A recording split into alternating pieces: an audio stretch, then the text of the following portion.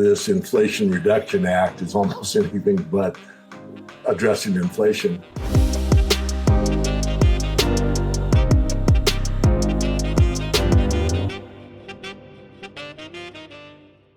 I'd love to get your thoughts on the Inflation Reduction Act that's now going to go onto President Biden's desk to sign.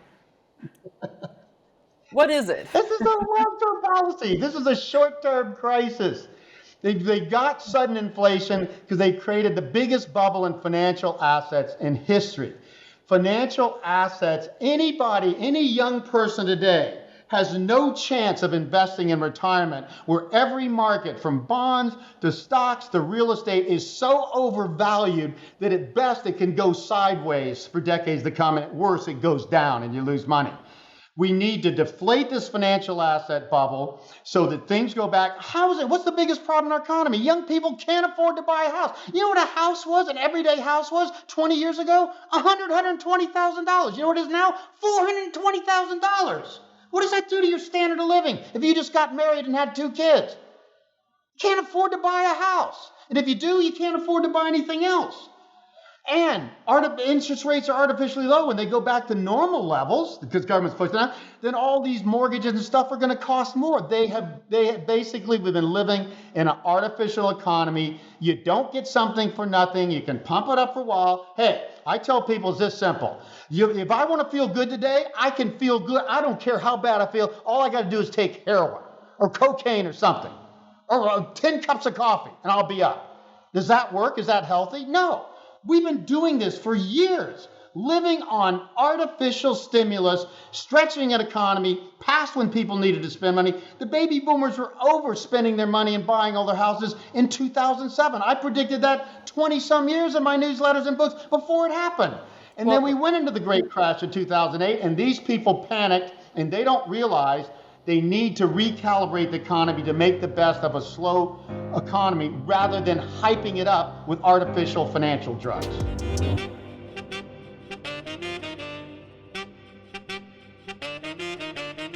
How does this fight inflation? Am I wrong in my reasoning here? That there's something off?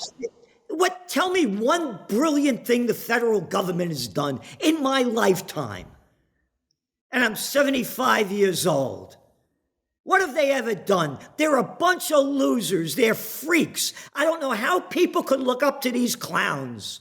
Look at them. Look at them. Oh, Mitch McConnell, now there's a brilliant guy.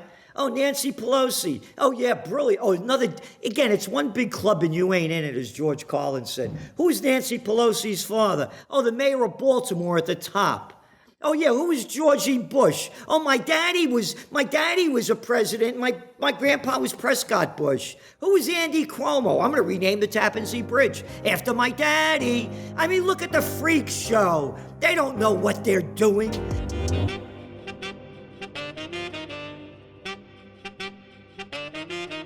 Michael, thoughts on the act? Yeah, so I read the full 755 pages while barbecuing over the weekend. So a few things. First of all, we can debate the merits about the underlying pieces of the act and what it does for those that want to take action on the climate. But my biggest problem with it is the name. It's unequivocally a misnomer. There's nothing that's inflation reducing about $750 some odd billion or $739 billion in the act. Now, people will come back and say, okay, fine, so we're going to spend money, but we're going to tax to get that revenue back.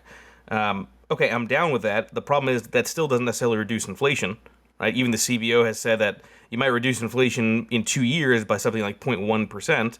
And by the way, the CBO is notoriously wrong with its estimates historically, right?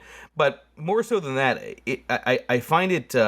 while it's good to tax, billion-dollar firms on the profit side, at least a minimum of 15%, I'm okay with all that.